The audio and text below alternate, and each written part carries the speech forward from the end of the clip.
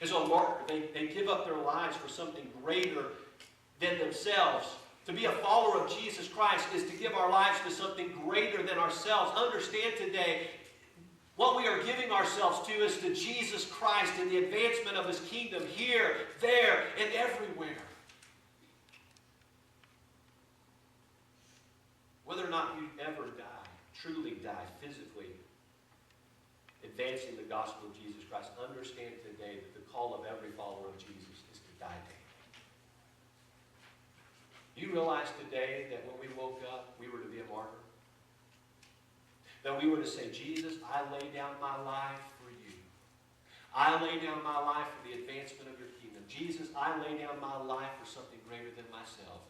And that is you, Jesus, and that is your kingdom. Every day, whether or not we truly die in death, we are to die, listen, in our will. And we're to say yes to Jesus and no to everything else. We're to say, Jesus, you are truly Lord. And so we're to be martyrs. The driving force of our witness according to Jesus Christ is the power of the Holy Spirit. The word that is used here for power is the word from which we get our English word dynamite. Now, when I think of dynamite, there are a few words that come to mind. Explosive, forceful, watch out. Jesus says to His followers, the Holy Spirit's going to come on you, and as a result, your witness for me is going to be lit in Jerusalem. Oh, but it's not going to stop there. It's going to explode to reach the ends of the earth. Jesus, He says, my kingdom, it's going to be a force to be reckoned with all around this world. Watch out. Watch out. And did it happen? It did. Jesus says, all of this is going to happen. You're going to be a force to be reckoned with in this world. Evangelism, listen, the gospel is going to explode from Jerusalem ultimately to the ends of the earth because of the power of the Holy Spirit. Church, we need to understand today there's only one way to be the worldwide reaching witnesses that we are to be, and that is by the power of the Holy Spirit. For this church to experience evangelism explosion that reaches around the world, we need the power of the Holy Spirit. I want you to grasp this today. Because, again, they went and waited. They waited for the power of the Holy Spirit to come on them. And in Acts 2:41, we're told that on the very first day they were witnesses. Okay, this is day one. 3,000 people get saved. You realize, had they not waited for the power of the Holy Spirit, 3,000 people would not have got saved that first day. But they waited and they were endued with power from on high, and 3,000 people get saved. Now, I don't know about you, but that makes me say, wow. I mean, the Holy Spirit can really do some things. Talk about evangelism explosion. But it doesn't stop there.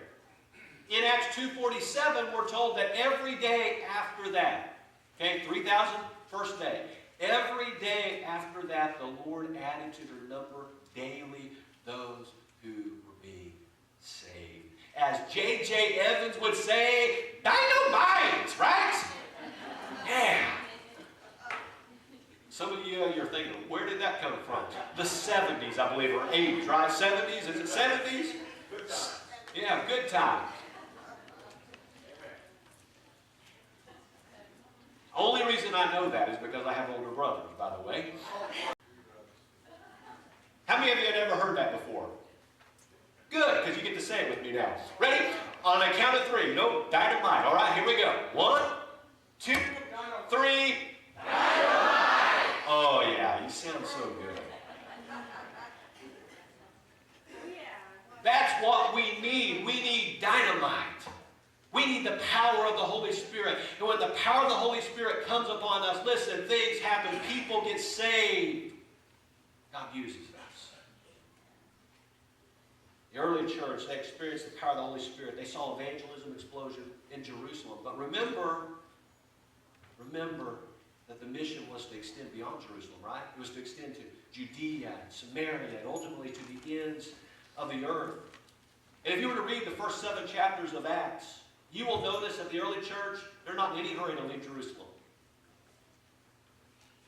I mean, people are getting saved on a daily basis. I mean, it's kind of exciting right there in Jerusalem. And so they're not in any big hurry to leave Jerusalem. That was kind of their comfort zone. It was home base for them. They were comfortable. Things were happening. They were content to grow a great church where they were. That wasn't God's plan. So in Acts chapter 8, something happens that gets the church out of its comfort zone and on the move. You know what that something is? Persecution. Persecution. Church had gotten very comfortable where they were at. Things were happening, but they were comfortable, and persecution comes. In Acts 8:1, we read, on that day. What day?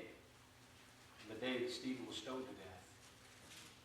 On that day, a great persecution broke out against the church in Jerusalem, and all except the apostles were scattered.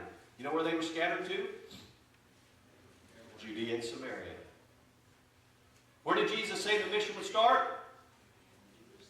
And then where? Isn't it interesting? The church had gotten comfortable in Jerusalem. Persecution breaks out. They're scattered to Judea and Samaria. Here we see that God can use anything. Understand today, God can use anything, including persecution, to accomplish His purposes for our life. Listen, I don't believe God caused the persecution. I don't believe that God tapped people on the shoulder and said, hey, I want you to go stone Stephen to death.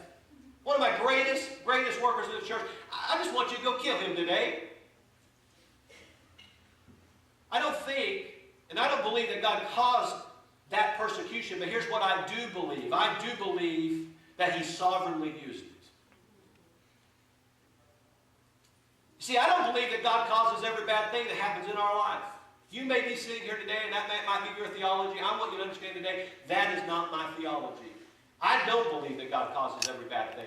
I believe we live in a sin-fallen world. I believe that we have a devil that's at work in this world, but I do not believe that God is the one who causes bad things to happen. People want to ask, why do bad things happen? I'll tell you why. Because we live in a sin-fallen world. Because Adam and Eve made a choice in the garden that caused the whole world to be in rebellion against God. But Jesus came. He died on the cross. He rose again. And He's prepared a place where, listen, none of that stuff will ever happen again. Listen, there is a good place prepared for us. But while we live here on this earth,